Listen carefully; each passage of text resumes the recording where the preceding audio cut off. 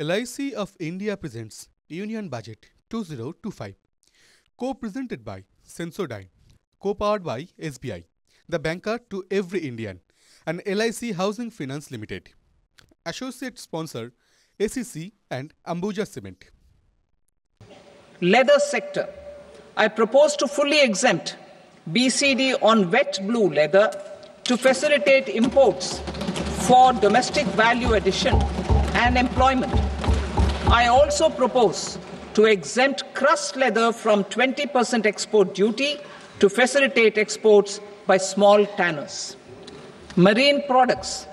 To enhance India's competitiveness in the global seafood market, I propose to reduce BCD from 30% to 5% on frozen fish paste, surimi, for manufacture and export of its analog products.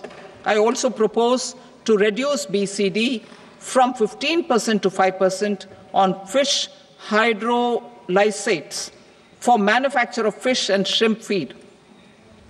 In July 2024 budget, to promote development of domestic MROs for aircraft and ships, I had extended the time limit for export of foreign origin goods that were imported for repairs from 6 months to 1 year and further extendable by 1 year. I now propose to extend the same dispensation for railway goods. Time limit for provisional assessment. Presently, the Customs Act 1962 does not provide any time limit to finalize provisional assessments, leading to uncertainty and cost to trade. As a measure of promoting ease of doing business, I propose to fix a time limit of 2 years, extendable by a year, for finalizing the provisional assessment. I propose to introduce a new provision that will enable importers or exporters, after clearance of goods, to voluntarily declare material facts and pay duty with interest but without penalty.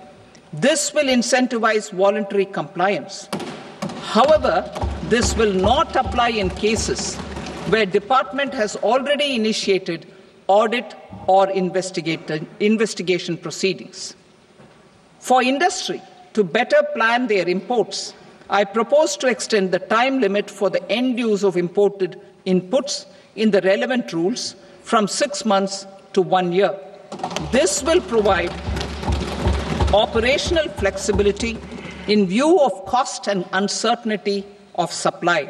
Further, such importers will now have to file only quarterly statements instead of a monthly statement.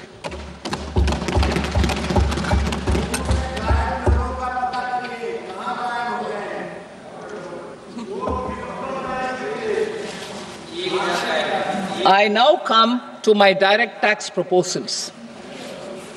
In Part A, I have briefly underlined taxation reforms as one of key reforms to realize our vision of Vikasit Bharat. In respect of criminal law, our government had earlier ushered in Bharatiya Nyaya Sanhita, replacing Bharatiya Danda Sanhita. I am happy to inform this august House and the country that for new income tax bill will carry forward the same spirit of Nyaya in its drafting as well. The new bill will be clear and direct in text, with close to half of the present law in terms of both chapters and words. It will be simple to understand for taxpayers and tax administrators, leading to tax certainty and reduced litigation. Reforms, however, are not a destination.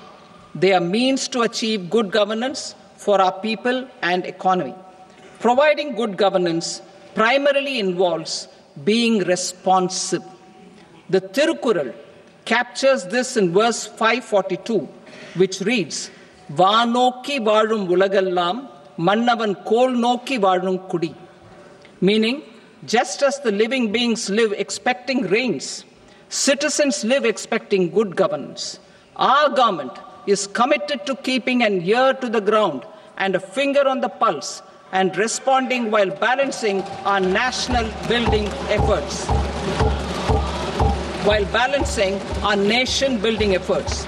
The following measures will detail just how our government will, under the guidance of PM Modi, has taken steps to understand and address. I repeat that sentence, sir. The following measures will detail just how our government, under the guidance of PM Modi, has taken steps to understand and address the needs voiced by our citizens.